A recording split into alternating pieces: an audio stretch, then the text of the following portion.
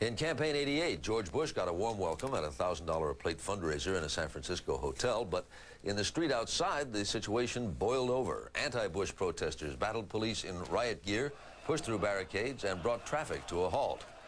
Bush told his well-heeled audience he was amused by it all and a little puzzled.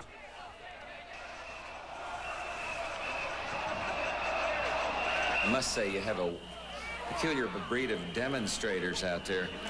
One guy kept, wild-looking guy.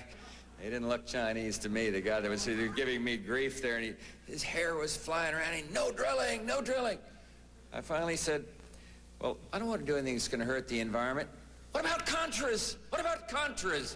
And he was just still yelling out there, so I'm glad to be inside. Bush's running mate Dan Quayle had his own run-in with protesters during an appearance at the New Mexico State Fair in Albuquerque. Quayle said the demonstrators reminded him of Michael Dukakis' quote, "They're loud, but they don't have any ideas."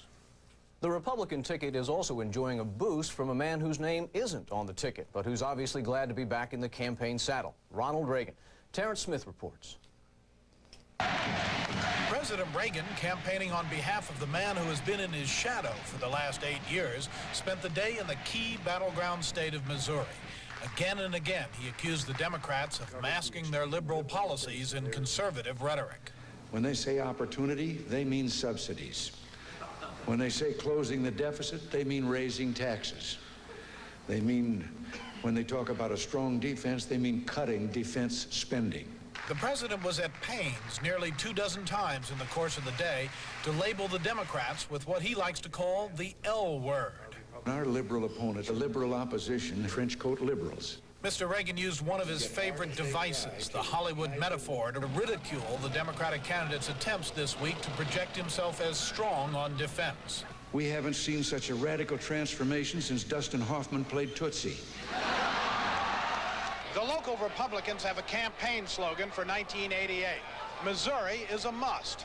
So, in the opinion of Republican strategists, are Texas, Florida, Illinois, Michigan, and California, all states that the president will visit and campaign in before Election Day. Terrence Smith, CBS News, with the president in St. Louis. Michael Dukakis is on his way to a fire this morning. He's visiting the devastation at Yellowstone National Park. Dukakis himself has come under fire from the Bush camp, which says he's soft on defense policy.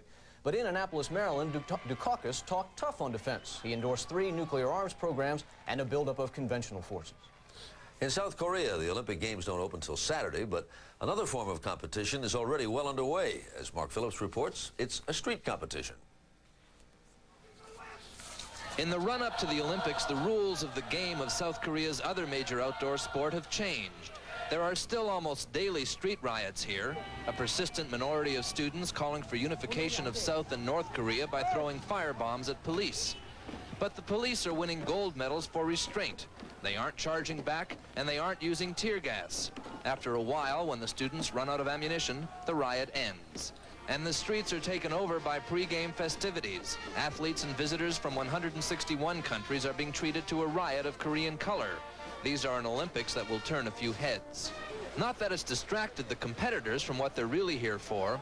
U.S. athletes are well into their training routines. Matt Biondi, the swimmer who's being looked to for a fistful of gold medals, was in the pool today. Phoebe Mills, another medal hope, was working out on the uneven bars. There will be almost 14,000 competitors here for the games, and most have already arrived. It's made for some congestion at the athletes' village. The cafeteria is getting real crowded now, so it's a 15 or a half hour late, 15 minutes to a half hour wait for a meal. Congestion is a way of life in Seoul in normal times, which these aren't. So the authorities today brought in a new traffic scheme. On odd-numbered days, only cars with odd-numbered plates are allowed on the roads. Even numbers on even-numbered days. South Korea has called these games a celebration of its arrival in the industrialized world. The associated problems of that world have arrived here as well. Mark Phillips, CBS News, Seoul. This is the CBS Morning News for Thursday, September 15th.